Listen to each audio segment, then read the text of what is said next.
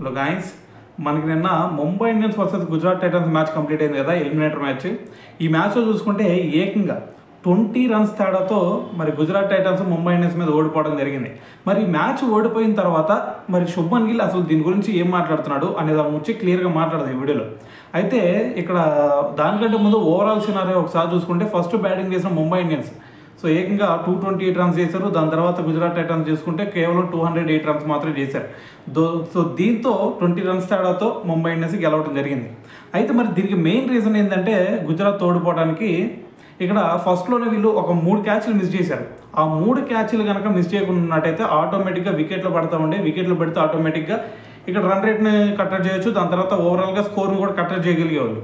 So మరి ఈ 3 runs ఏదైతే ఈ 3 క్యాచ్లు ఏదైతే మిస్ చేశారో సో అక్కడే మ్యాచ్ కొంచెం టర్న్ అయిందని చెప్పాలి ముంబై ఇండియన్స్ వైపు.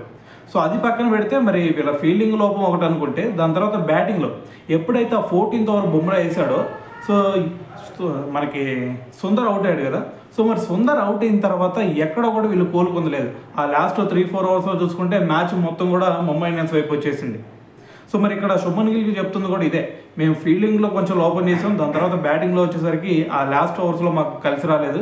సో మరి ఈ సీజన్లో చూసుకుంటే మాకు సాయి సుదర్శన్ ఎక్సలెంట్ పర్ఫార్మెన్స్ ఇచ్చాడు. దాని తర్వాత ఈ మ్యాచ్లో చూసుకున్నా సరే సుందర్ అలాగే సాయి సుదర్శన్ వీళ్ళిద్దరూ ఒక పార్ట్నర్షిప్ బిల్డ్ చేశారు కదా. సో అది ఏదైతే ఉందో అది కొంచెం హోప్స్ అయితే మాకు పెంచింది. దాని తర్వాత వాళ్ళిద్దరూ అవుట్ అయిన తర్వాత మ్యాచ్ కొలాప్స్ అయిందని చెప్పేసి 2 స్టేట్మెంట్లు ఇచ్చాడు అనమాట. సో ఓవరాల్గా మరి మ్యాచ్ చూసిన తర్వాత మరి నిన్న ముంబై గెలవడానికి అలాగే గుజరాత్ టైటన్స్ ఓడిపోవడానికి అసలు కారణం ఏమనుకుంటున్నారు అనేది కింద కామెంట్ చేయండి.